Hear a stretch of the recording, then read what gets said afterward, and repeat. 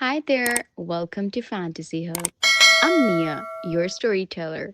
Today's story is filled with heartache, discovery, and a twist you won't see coming. So let's begin. The courthouse steps gleamed like polished marble under the April sun. Julie Martinez stood at the bottom, divorce papers clutched in hands that had forgotten how to be steady. 34 years on this earth, and she felt ancient. Children's laughter echoed from the park across the street where her birthday party was in full swing. Pink balloons danced against the azure sky while she held documents that declared the death of her 7-year marriage. Life celebrating itself while hers crumbled into legal terminology. The pen touched paper. Julie Elizabeth Martinez became singular. Alone, free. She folded the papers and walked to her Honda Civic. On the passenger seat lay a forgotten envelope from yesterday's mail. Julie, I'm sorry it came to this. I hope someday we can be friends again. Take care of yourself. Sarah. Tears splattered onto the paper. After 7 years of marriage, Sarah wanted to be friends, but Duchess was waiting at home. The golden retriever's tail began its helicopter motion the moment Julie's key turned in the lock. Pure, uncomplicated joy, something Julie had forgotten existed. Just you and me now, huh? Julie buried her face in the dog's golden fur. 3 weeks later, Julie found herself at Possum Beginnings Dog Training Center. The owner, Martha, was a woman in her 60s with knowing eyes who seemed to understand that Julie needed this job more than the job needed her. You're running from something, Martha observed, not unkindly. Sometimes we have to run toward something new to remember who we are. The work was exactly what Julie's broken heart required. Dogs didn't judge. They simply responded to consistency, patience, and love. It was there. 3 months later, that Sydney Chen first appeared. Sydney arrived on a Thursday, morning like a force of nature contained in a 5'4" frame. Dark hair was pulled back in a messy bun, and her camera bag suggested she was more comfortable behind a lens than with people. But it was her eyes that struck Julie first, deep brown, observant, holding depths that spoke of someone who truly saw the world. I'm looking for help with my rescue, Sydney said, her voice carrying a slight tremor. Her name is Luna. She's complicated. Through the window, a stunning husky mix sat in Sydney's Jeep. Even from a distance, the dog's anxiety was palpable. Ears pinned back, body language screaming discomfort. What's her story? Julie asked. Found her in Yellowstone 3 years ago. Someone had abandoned her there. She wash-off starved completely. Feral. I'm a wildlife photographer. Luna travels with me, but her fear is getting worse, not better. They approached the Jeep together. Luna was beautiful, but her eyes held a wariness Julia recognized, the look of someone who'd been hurt, and was determined never to be hurt again. She doesn't trust easily, Sydney murmured. Can't blame her for that, Julie replied, surprising herself with the honesty. Sometimes trust is the hardest thing to rebuild. Something passed between them, recognition of shared understanding. About broken things learning to heal. Working with Luna became Julie's obsession. Sydney would arrive twice a week, always patient, watching as Julie worked with the traumatized dog. During sessions, conversation flowed naturally. Sydney spoke of capturing wolves in Alaska, sleeping under stars. Julie shared stories of her marriage, of feeling lost, of slowly rediscovering herself. Why wildlife photography? Julie asked one afternoon, as Luna successfully navigated an obstacle course. They don't pretend to be something they're not. A wolf is a wolf. There's honesty in that. And people? People wear masks. They say they love you, and then Sydney trailed off, but Julie understood. During Luna's 6th week, Sydney asked Julie to coffee. Not for training advice, but just coffee. Julie's heart hammered as she said yes. The coffee shop was small and warm. Sydney had brought photos. From her latest assignment in the Canadian Rockies, an elk silhouetted against mountains at sunrise. I waited 3 days for the fog to lift just right, Sydney explained. 3 days? For the right shot, I'd wait forever. Sydney's eyes met hers. Some things are worth waiting for. They talked until closing time. About dreams deferred, starting over, the courage to trust again. When Sydney walked Julie to her car, the evening air carried promise. Would you like to have dinner sometime? Sydney asked. Somewhere that isn't about Luna or work? Julie felt something stir back to life in her chest. Hope. I'd like that very much. Dinner was at a small Italian restaurant with flickering candles. They talked about everything and nothing. finding rhythm like dancers learning each other's steps. Spring turned to summer, and their relationship bloomed. Sydney took Julie on fun expeditions, dawn shoots by the lake, sunset hikes. Julie rediscovered her love of photography and, more importantly, herself. Sydney was patient with Julie's healing, never pushing when the past cast shadows. Their first kiss happened at the training center when Luna finally allowed a stranger to pet her, a breakthrough they'd worked toward for months. "I never thought I'd feel this way again," Sydney whispered. "Neither did I," Julie replied. 6 months in, Sydney suggested Julie meet her father. Robert Chun was traditional but kind, warming to Julie's genuine interest in his stories of coming to America. Over his wife's famous dumplings, he began to accept this woman who made his daughter happy. "Change is difficult," he told Julie, "but love is worth the difficulty." It was at the farmer's market weeks later that their worlds collided. Julie spotted her mother, Elena, holding hands with a tall man with graying temples. The same moment, Sydney whispered, "That's my dad." Their parents had been dating for 3 months, while Julie and Sydney had been together for a asterisk. The farmer's market confrontation was awkward and surreal. Elena looked radiant in a way Julie hadn't seen since before her father died. She was holding hands with Robert Chun, both parents bewildered by this impossible coincidence. 3 months? Elena's voice rose. "Robert, you've been dating my daughter's girlfriend's father?" The flower vendor was openly staring. "Perhaps we should continue this conversation somewhere private," Robert suggested with admirable calm. At Elena's house, the four of them sat in her living room, navigating this unprecedented situation. "What happens if you two get serious?" Julie asked. "What happens at holidays? Do Sydney and I pretend we don't exist?" Elena had stopped calling after Julie's divorce, unable to accept her daughter's sexuality. Now faced with this impossible dynamic, old wounds reopened alongside new possibilities. After their parents left, Julie and Sydney sat in stunned silence. "Part of me wants to run," Julie admitted. "Pack up and move somewhere simple." "Were things ever really simple?" Sydney asked. "No, but I don't want to be the reason your dad can't be happy. And I don't want my mom to choose between Robert and accepting me. What if she doesn't have to choose? What if we make this work?" "I don't know yet, but I know I love you, and what we have is worth fighting for." That evening, Julie called Elena. They talked about fear, about love, about the silence that had grown between them since the divorce. "I was scared," Julie admitted. "Scared that if you really knew me, you wouldn't love me anymore." "I never stopped loving you," Elena said softly.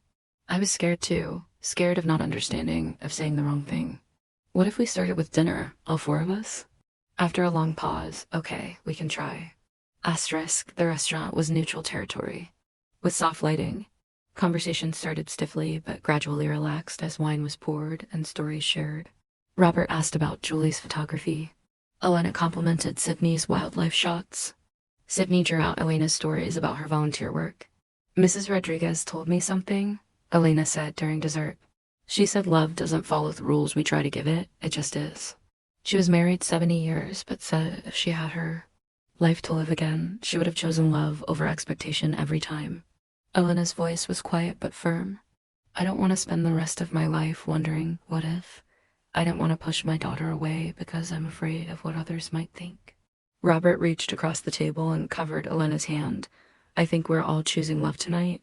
The months that followed were an exercise in navigating uncharted territory. There were awkward moments, but beautiful ones too. Elena began asking about Sydney's work, helping Julie set up a gallery show at the community center. Robert taught Julie his mother's dumpling recipe. They developed routines, weekly dinners, rotating between homes. Luna became a therapeutic, her healing journey complete. The irony wasn't lost on them. Sometimes the most broken things, given love and patience, become the strongest healers. A year later, Robert inadvertently gave Sydney the idea for her proposal. He mentioned how proud he was of Julie's community center photography classes, how she'd found her gift again. Sydney spent a week planning, coordinating with Elena and Martha. She filled the community center with people whose lives had intersected with theirs, photography students, dog training clients, even Elena and Robert.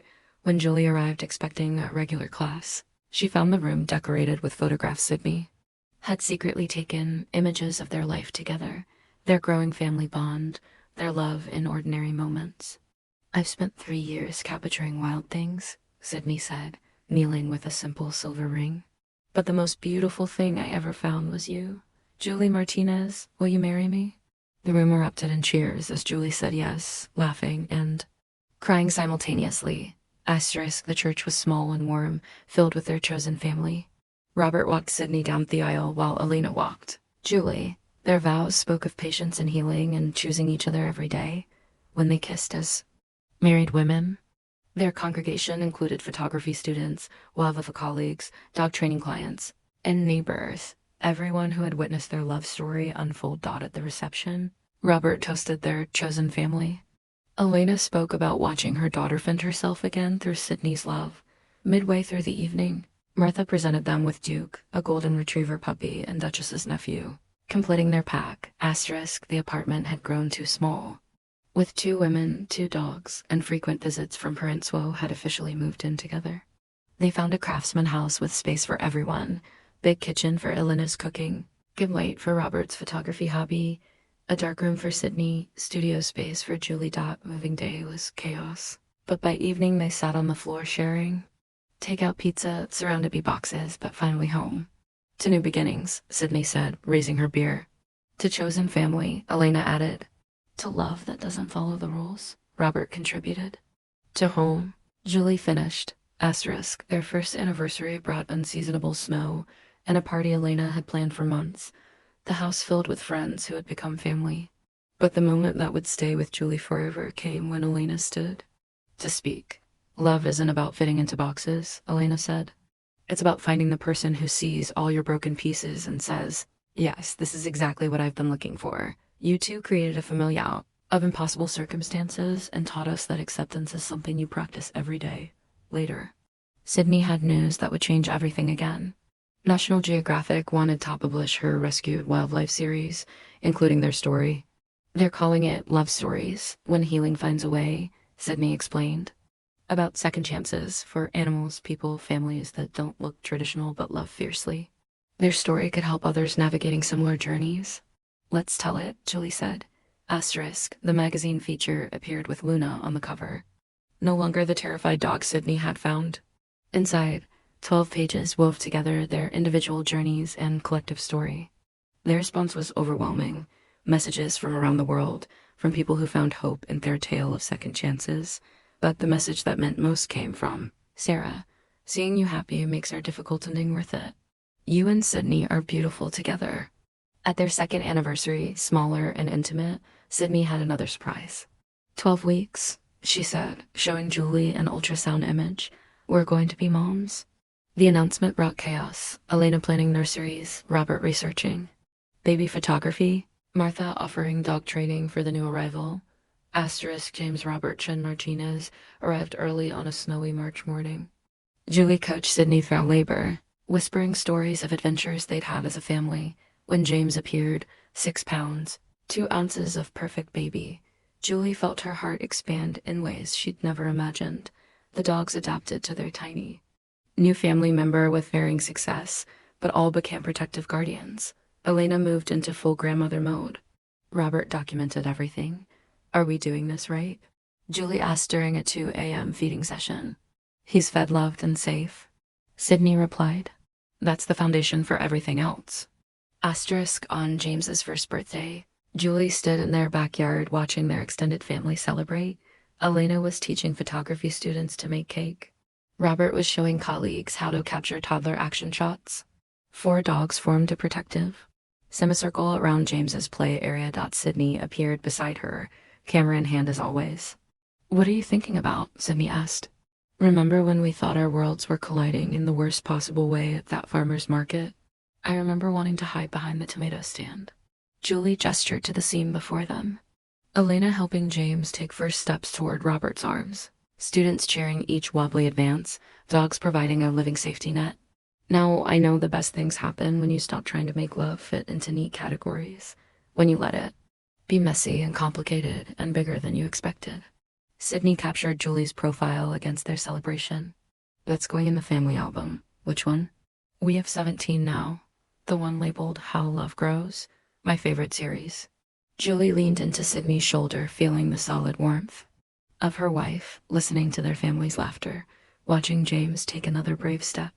Mine too, she said softly. Asterisk, as James approached his second birthday, their household had found its rhythm.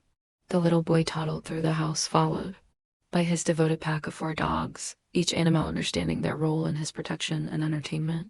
Duke, now fully grown, had appointed himself James's personal playmate, while Duchess maintained her position as the wise grandmother of the group. Luna, once so fearful, had become James's gentle shadow, and hope continued to bloom under the patient love of their chaotic family. But it was during this peaceful time that life decided to test them once again. The call came on a Tuesday morning in autumn. Julie was editing photos from a recent wedding shoot. She'd slowly returned to wedding photography, finding joy again in capturing other people's love stories, when Sydney's phone rang. Sydney Chen? The voice was professional, crisp. This is Dr. Patricia Williams from the Wildlife and Servant Office in Montana. We have a situation that requires your specific expertise. Sydney put the call on speaker, glancing at Julie with raised eyebrows. What kind of situation? We have a wolf pack that's been displaced by the recent wildfires. They're exhibiting unusual behavior patterns, and we need someone who understands both wildlife photography and animal psychology.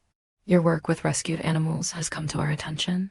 Would you be available for a 6-week assignment? 6 weeks.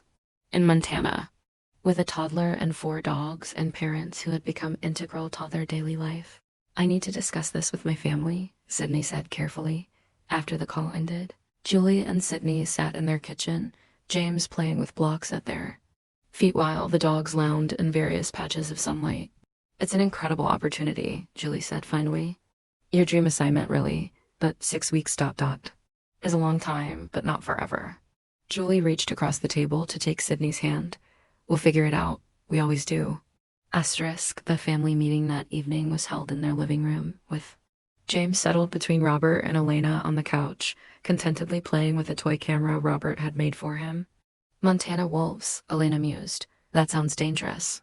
Wildlife photography always has risks, Mom, Julie explained. But Sydney's careful and experienced. What about James? Robert asked practically. And the dogs? And your photography business? Sydney had been quiet through most of the discussion, but now she spoke up. What if ... what if all went? The suggestion hung in the air like a soap bubble, beautiful and seemingly impossible. All of us? Julie asked. Why not? You can photograph the landscape while I work with the wolves. James Colt experienced the wilderness. Imagine the photos. And the dogs ... well, Luna actually has wolf heritage. It might be healing for her to be in that environment. Elena looked skeptical. I'm 62 years old. I'm not camping in the wilderness for 6 weeks. Not camping, Sydney said, excitement building in her voice. There's a research station with cabins. Basic but comfortable. And think about it. When will we ever have another chance like this? To step outside our normal lives and have an adventure together? Robert was already considering the logistics. Julie could see it in his expression. What a booter volunteer commitments. The photography classes? Martha could take over the classes temporarily, Julie suggested. She's been wanting to expand the program anyway. And the conservation office would probably love to have a documentation of not just the wolves, but the research process itself. James chose that moment to toddle over to Sydney, holding up his toy camera and babbling something. That sounded remarkably like adventure. I think he's voting yes, Elena said with a laugh. Asterisk. The next 3 weeks were a whirlwind of preparation. Veterinary checks for the dogs, research into child-safe wilderness travel, arrangements for their house and business.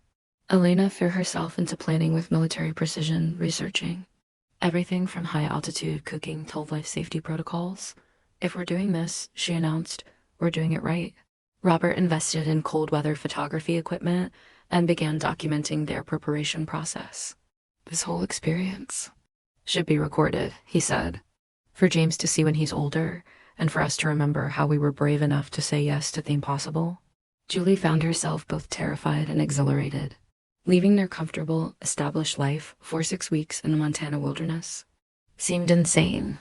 But watching Sydney's excitement, seeing how the prospect of this adventure had energized their entire family, she couldn't deny the greatness of it. The dog seemed to sense something big was coming. Duke became increasingly attached to his toys, as if preparing for a journey. Duchess began following Elena around the house with particular devotion. Luna's anxiety spiked initially, but as she observed the family's calm preparation, she began to settle into the anticipation. Hope, ever adaptable, simply seemed exited by the increased energy in the household. Asterisk. The drive to Montana took 3 days. 2 rental vehicles, more luggage than seemed possible for 6 weeks, and enough dog supplies to stock a small pet store. They planned the route carefully, with stops at dog-friendly hotels and plenty of opportunities for everyone to stretch their legs. James proved to be an excellent traveler, delighted by the changing landscapes outside his car window and the novelty of sleeping in different places each night. The dogs adapted to their routine quickly, and by the second day, the convoy had found its rhythm. Are we crazy?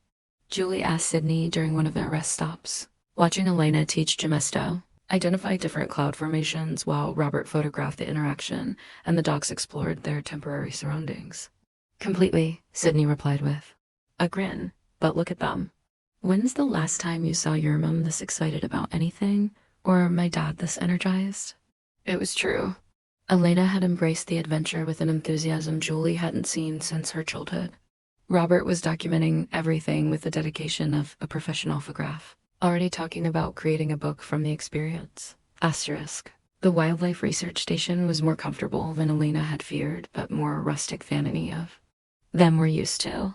3 cabins arranged around a central building that housed their search facilities, dining area, and communication center. The landscape was breathtaking, rolling hills covered in aspens just beginning to turn golden, mountains rising in the distance, and an enormous sky that made them all feel simultaneously small and significant. It's like being inside one of your photographs, Julie whispered to Sydney as they stood outside of their cabin, James in her arms pointing excitedly at everything he could see.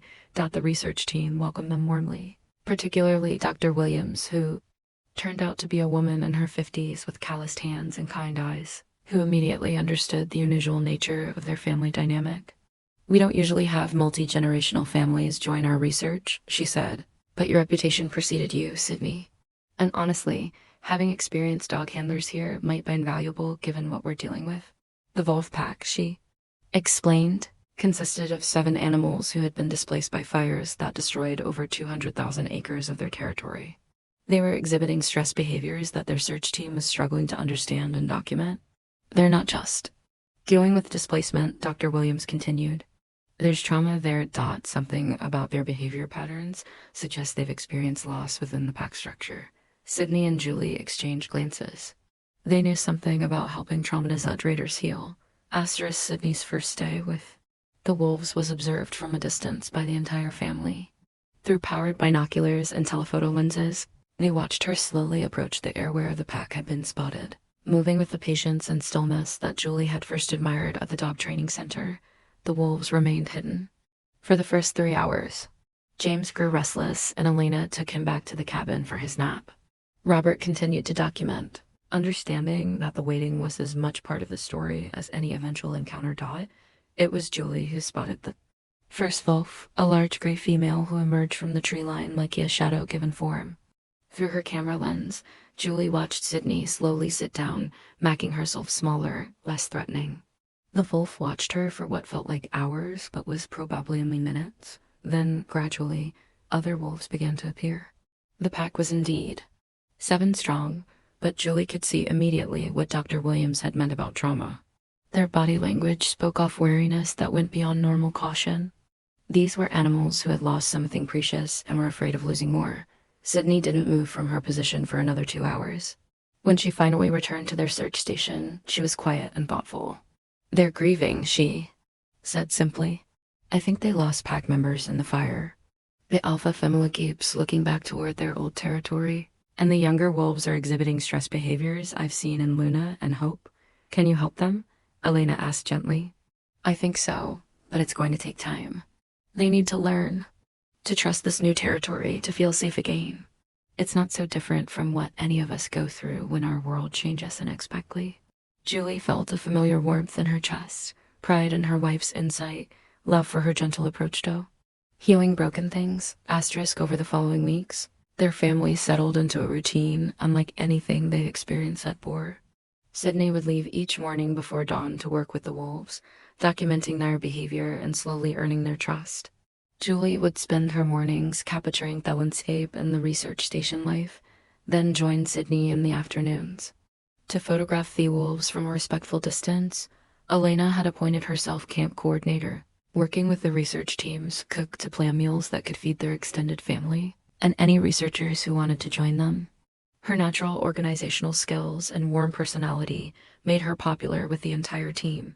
Robert documented everything: the research process, the family's adaptation to wilderness life, James's daily discoveries, the dog's adjustment to their temporary home. He was creating a visual record of their adventure that would become one of his most treasured projects. James thrived in the wilderness environment.